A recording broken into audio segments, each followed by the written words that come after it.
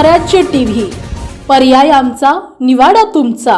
आपले वडील बेपत्ता असल्याची तक्रार हतेडी खुर्द येथील 21 वर्षीय तरुणाने बुलढाणा ग्रामीण पोलीस ठाण्यात दाखल केली होती।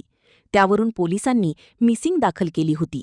मात्र या प्रकरणी संशय आल्याने पोलिसांनी सर्व बाबतीत तपास केला असता प्रकरणाला मोठी कलाटणी मिळाली आहे। बुलढाणा तालुक्याच्या हतेडी खुर्द येथील 44 वर्षीय समाधान पूजाजी घाईवट हे दारूच्या व्यसनाधीन झाले होते आणि त्यामुळे त्यांना कंटाळून त्यांचा 21 वर्षीय मुलगा अनिकेत समाधान घाईवट याने वडिलांच्या गुप्तांगावर मारहाण करून त्यांची हत्या केली आणि त्यांचा मृतदेह शेतात नेऊन जाळून टाकत पुरावा नष्ट केल्याचा धक्कादायक प्रकार उघडकीस आला आहे। आरोपीने केलेल्या गुन्ह्याची पोलिसांसमोर कबुली दिली आहे। पोलिसांनी या प्रकरणी विविध कलमान्वये गुन्हा दाखल करून आरोपी मुलाला अटक केली आहे। पुढील तपास बुलढाणा ग्रामीण पोलीस करत आहेत।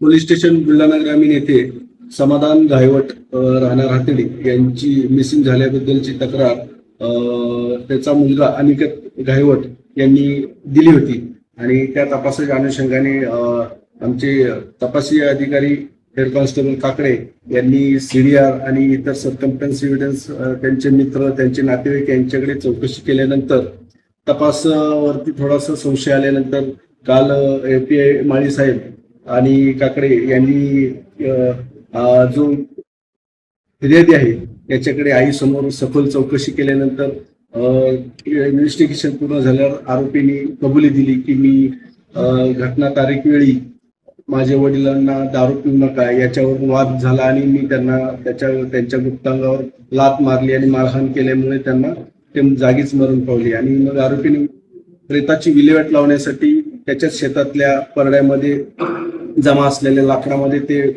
प्रेत टाकून आग लावून दिली होती।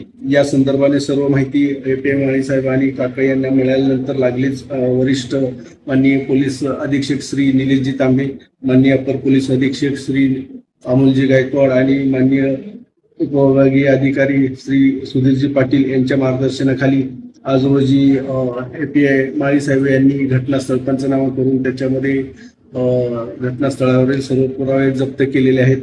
आरोपीला ताब्यात घेऊन अटक केलेली आहे। आरोपीचा पुढील तपास पीसीआर घेऊन बुलढाणा जिल्ह्यातील महत्त्वाच्या घटना आणि घडामोडी पाहण्यासाठी तुम्ही निर्भीड स्वराज्य या चॅनलला अद्यापही सबस्क्राईब केलं नसेल तर आत्ताच जाऊन सबस्क्राईब करा आणि बेल आयकॉन दाबायला विसरू नका आणि फेसबुक पेजला शेअर आणि लाईक करा। पाहत राहा निर्भीड स्वराज्य।